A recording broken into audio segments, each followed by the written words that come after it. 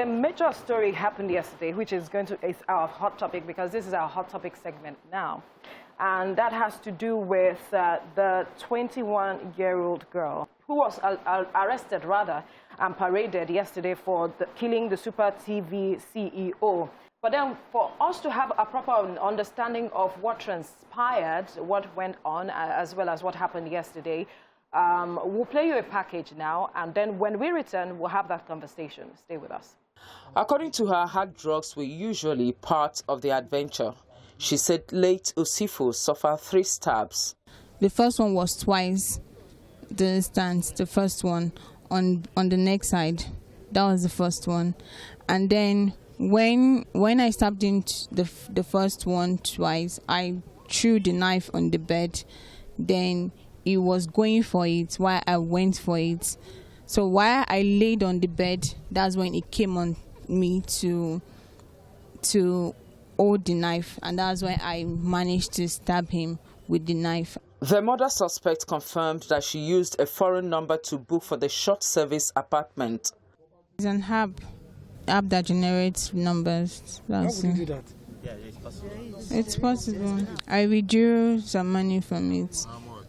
About 380. 5 million wasn't withdrawn from his account. The suspect was tracked and arrested at her parents' residence in the Yaba area of Lagos. She will have her day in court. Okay, so, at first you hear the story of a man being killed by a 21-year-old. I felt real sadness for the family of the man, his wife, because his mother also was on social media. She had sent a message, a birthday message, to her son on social media, celebrating him, not realizing he had already been killed, because his birthday was the next day. And, she came out this on social media and she was like, they've killed my son. Now there's his wife as well. And then I saw this interview, and I saw the child that did this thing. And I just felt so sad, allegedly. And I felt so sad for her, because that's the end of her life, forever. This is it. She's in her 3rd year in the university. I mean, there was so much ahead of her. Now it's all Now it's all gone. For what, really? For 380,000 naira that you would have one day grown up to earn even millions and millions over. So it's truly just a sad story all around. Once again, my heart will go out to the family of the wife, whose family and private relationship is now public discussion. Blown out there. Whose personal pain has now become funny questions of, so when he touched you, how did he do it? Should that question be coming? She can't grieve normal grieving for the fact that she has lost the father of her children and her husband. But now her grieving process is now truncated with the fact that he had illicit affair that led to his death. He had drug issues. He was spending money. There's a whole lot. I cannot imagine what she's feeling. Yes. What the children will be going through. They should be mourning their father. And now they are hearing the father didn't just die. Like, he was not just murdered. What should a 21-year-old be doing with a 50-year-old? And my thought was, I was 21. Every 50-year-old at 30-something years toasting me. This is what happens in our society. Because this is coming out now, and I'm saying, what is a 50-year-old doing with a 21-year-old? They've been doing it everywhere. I won't talk about it. We see, we have, if not that this happened, he could have woken up one day to say, I'm going to take her as second wife. We have all of that. So it starts from that relationship. Yeah. It's what the society has accepted. Has accepted. And we have parents who, their children go from school, come home, bring things, decorate the house, change the settee and all of that. And we clap for them. Well done. God bless you. We're not asking questions. We're not asking, where is this money coming from? I really don't even understand what she would be doing with that amount of money in the first place. I don't know how much the school fees is. It was like a federal school, so I don't think it's that amount of money that she would need. Don't buy iPhone.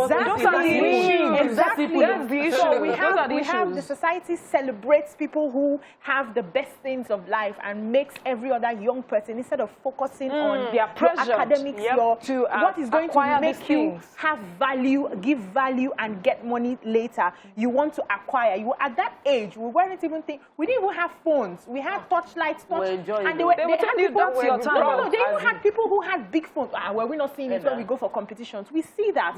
But our focus wasn't on the big things of life. Materialism wasn't this bad. So the society has encouraged this. I also think that we need to understand that these things have been largely normalized in some circles among these younger ones. It's a way of, like, being indoctrinated. It's a way of feeling among, and we need to make contentment cool.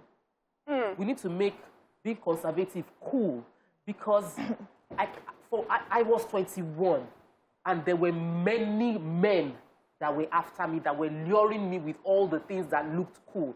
But contentment was cool for me, and I knew I was going to wait for my time, and that all these things I will get it at the right time. Do you think upbringing also played a major role in your life? Obviously, because growing up, why would I bring phone? Would I bring a phone to the house? How would I say I bought the phone? Even a shoe. How would I explain I bought a shoe? You know, so there were things that my parents would question me on over and over again. We have parents encouraging girls to hustle. What do they mean by go and hustle? We have parents that will tell them, see your mates, go and hustle. You know what they do. You say, go hustle. When you say, if you buy us, bring flat TV, come inside house. Right. And those, like, frivolous things. I'm talking phone, TV,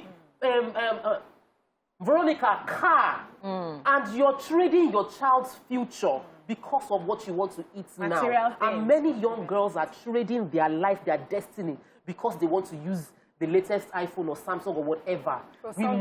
We must make being contented cool. We must make waiting for our time cool.